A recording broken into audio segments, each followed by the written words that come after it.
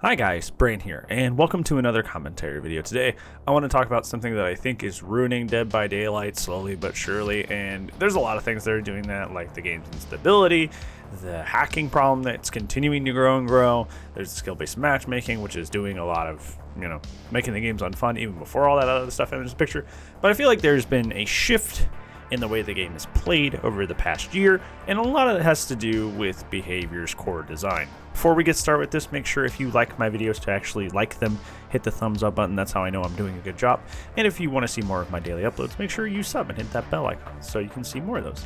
Let's get started. So I think one of the biggest things that makes modern DBD not at all fun is the idea that everyone is playing safe. On both sides, everybody is playing the safest way possible. That's why on the killer side of things, you're seeing so much camping and tunneling. That's why on the survivor side of things, you're seeing so many things like pre-dropping pallets. And when they get down and slugged, they crawl to the corner of the map. They're making the safest plays possible. And safe plays have no counterplay, and that's why they're safe. There's not really a whole lot you can do. There's no risk involved at all. If you pre-drop a pallet early, there's kind of no risk to it, right? It's wasteful, correct? It's wasteful, especially on a map that doesn't have a whole lot of pallets. But there's no losing a mind game. There's no looping it incorrectly. If you just pre-drop the pallet early, it's a foregone conclusion. Now we're playing a whole different game. You're not going to get hit accidentally going around the loop, and there's no chance for you to play the loop incorrectly because you've just pre-dropped the pallet incredibly early. And on the killer side of things, that's why there's a lot of more camping and tunneling, is because that is confirmed pressure, right? Like a confirmed second hook is great for the rest of the match, or confirmed death is good for the rest of the match. Tunneling somebody off hook, if they didn't have BT, if they didn't have DS, it's just the safer option. There's not a whole lot of risk involved, and it's just the quickest route to a victory, right? There's not you got to worry about what perks they might have.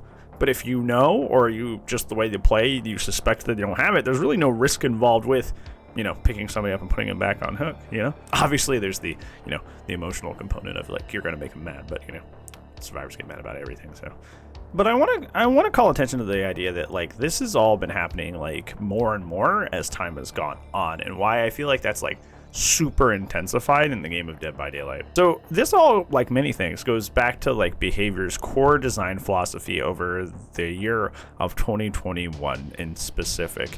And it's kind of been something that's the seeds have been planted long before that, but they've kind of started shifting the game way further away from the chase. So they used to kind of care too much about the chase. They cared a little too much about the chase.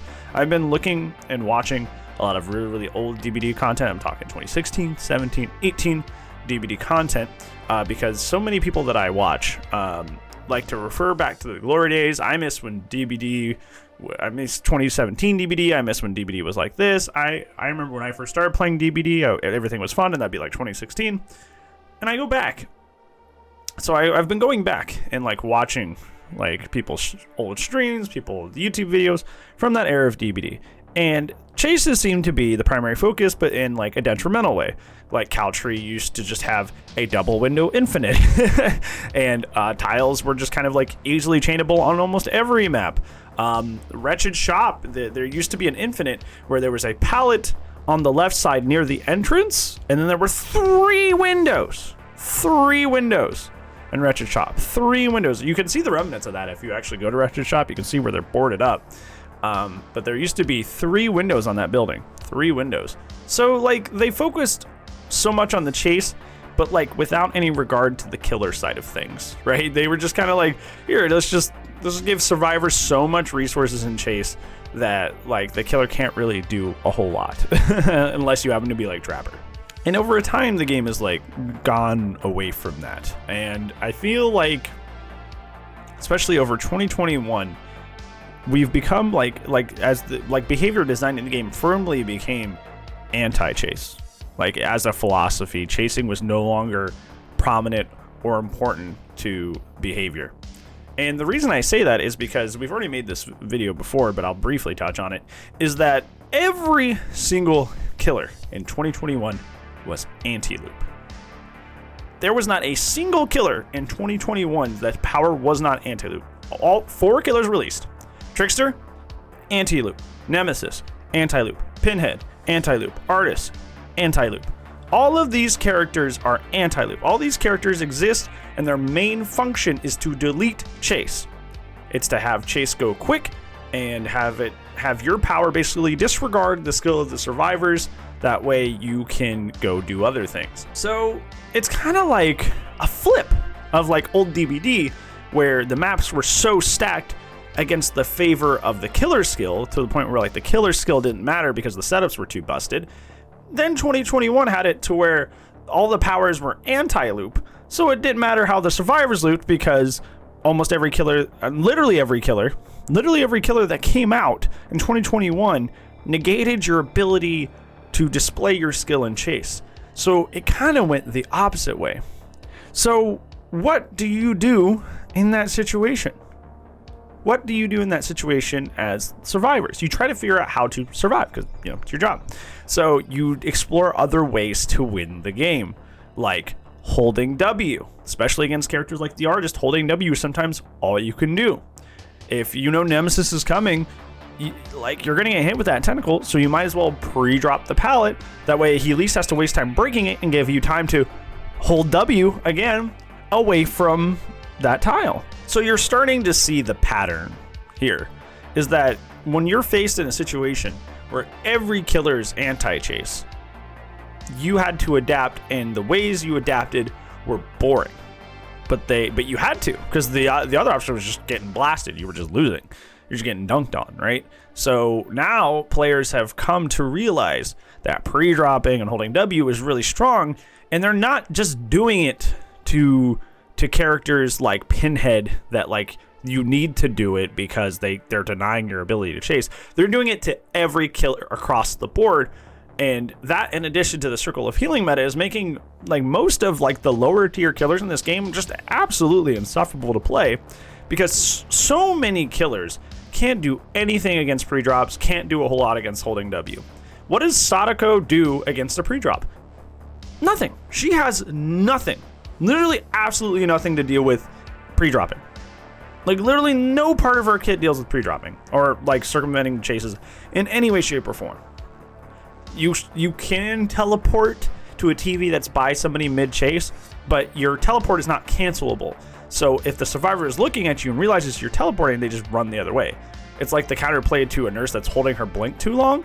Like they know that you can't, undo what you just did, so they're just gonna start running the other way. Except unlike nurse, Sadako can't really, rebound from, blinking wrong. she's just kind of stuck.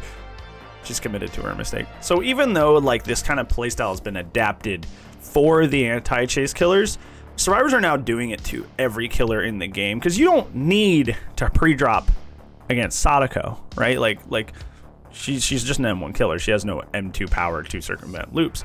You don't need to pre-drop against Sadako, but if you do pre-drop against Sadako, it's extremely powerful, and she can't do anything about it. So survivors are doing this to like Michaels, they're doing it to Pigs, they're doing it to Sadako, like they're doing it all down the line. Like this is the new way to play, which is the whole W pre-drop meta. And that is entirely behavior's fault, because they literally shifted the meta and said your chase no longer matters to survivors. So they had to figure out something else to do, which was equally boring, which is just pre-drop and hold W away from things. So now the game is boiled down to this zone of everybody's making the safest decisions possible, and the risk and reward of Dead by Daylight is one of its biggest factors into why it's fun, especially in regards to chase.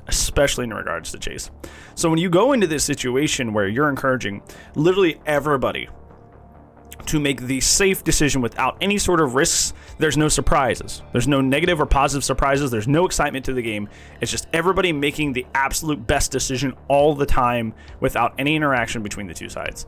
And I think that's why the game is like feeling so stale. I feel like it's a lot of the reason that like a lot of people are like waning off DBD or quitting outright, because I was just playing Sadako in this match that's like playing right up here the other day, and the survivors just knew that like, she can't do anything against pre-drops, so they just, every member of the team was just pre-dropping anytime we'd get to a loop, and I was just bored out of my mind. Like this is one of my favorite characters. I love Sadako, and it was just like I just don't play her that much anymore. Like, I don't play her very often, despite her being one of my favorite characters, because, like, despite her being an honest character, like, that doesn't get you anywhere. Like, that was one of the most boring matches of Dead by Daylight I've played in a really long time, because I wasn't even really looping with them. Just like anytime I'd ever chase with somebody, they would just immediately slap down the pallet, and it was pallet breaking simulator. Like, it was so boring. I think that's why so many people are leaving this game in droves. It's because the stale meta and the stale way the game is played is forcing people to play the game even more boring, and people just don't want to, like, nobody wants to sit and just watch, like, as their friend gets face camped to death on hook, and nobody wants to just go into chase with somebody, have them just pre-drop every pallet like it's a comp DBD match. Like, both of these things are just so boring, but, like, in so many cases, this is the only way you can win against some of the characters and some of the builds that you face. And it's just like, the game's just in a really poor spot from a gameplay perspective. Because, I say this till I'm blue in the face, I say this all the time, chase is the most important aspect of Dead by Daylight. It's the only thing it does different than other games, especially other ASINs. Its chase is unique, interesting, and is better than anything else that you can even find anywhere. It is just a great and unique thing that's special to Dead by Daylight, and it feels like over time they've waned away the chase, and what's left of the game is not really a game. It's just a simulator of, I'm going to hold M1 on the gens while the killer just face camps my friend, or I'm just going to do pallet breaking simulator because everybody's pre-dropping, or hold W simulator because they're running and I have to run after them. Like the game is boiling down to its bare bones, and its bare bones aren't pretty. And there needs to be some sort of like big shakeup. Like, we need to get off this course, because the game being played in the safest way possible is just miserable. So, thank you so much for watching, guys. I know it was a little bit of a longer one today, but I've just been thinking about that one a lot lately, and I just kind of wanted to like go off and just like rant for a little bit. So yeah, thank you so much for watching, friends, and spending part of your evening with me. I appreciate you, and I'll see you in the next video. And if I don't, I'll see you when I see you, friends. Goodbye.